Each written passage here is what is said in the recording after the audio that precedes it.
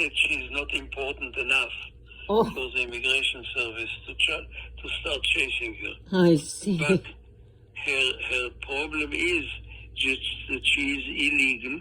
Mm-hmm. She will not have an employment permit and not have a social security number, I guess. Wow. And she will not be able to adjust status in the U.S. Doesn't matter how long she stays, and even if she marries an American citizen and they have 6 children, she will not be able to get adjustment of status. She will always need to go back to the Philippines for an immigrant visa at the American consulate. Wow, that's a tough case.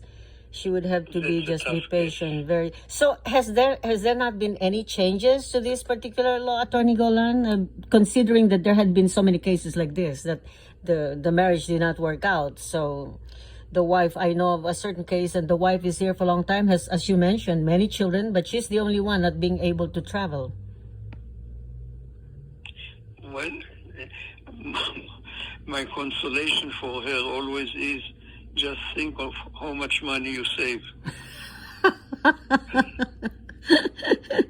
That's right. But I guess this is not one of the very important cases of concern. That's why there hasn't been really much changes about this rule, Attorney Golan. No.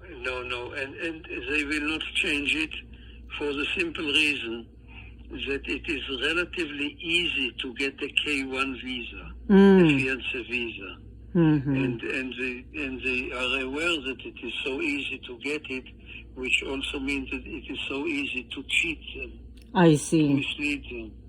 Mm-hmm. And therefore the punishment, if you don't get married within 90 days and don't persist in the marriage for some time at least, the punishment is very severe.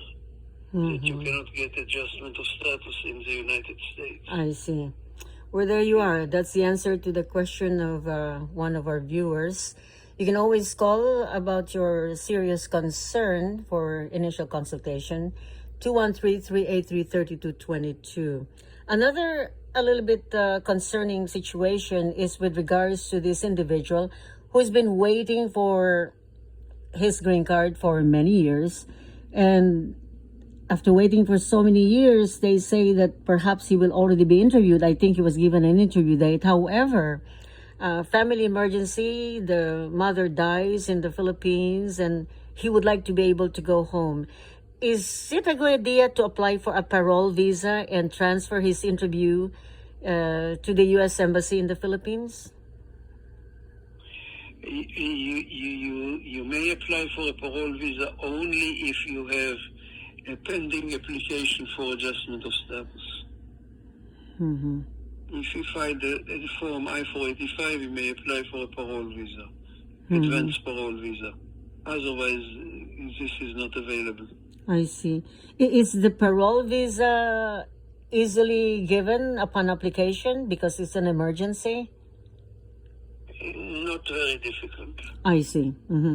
So if it's, like depending on the case, as you said, if they go on a parole visa and this individual goes and attends the funeral of his mother, there is 99.9% that he's able to return back to the United States. Yeah, if he gets a parole visa, an advanced parole visa, but it means that he or she has a pending adjustment of status. Mm-hmm. And if not, it's not advisable. If not, he cannot get a parole visa. I see. Mm-hmm. So that is the answer for this gentleman. Very sad. We condole with you, and we know how difficult it is to be far away, and on family emergencies, they call on their children, and he would like to be able to attend. So you said premium processing is a good news for the day, and you think that the green... Okay. Yes. What other good news, Attorney Golan? Look, as I mentioned, at the present time, they also permit most types of I-140 petitions, employment-based petitions, to be filed with premium processing. However, here is the difficulty. the quotas for employment-based cases became backlogged. Wow.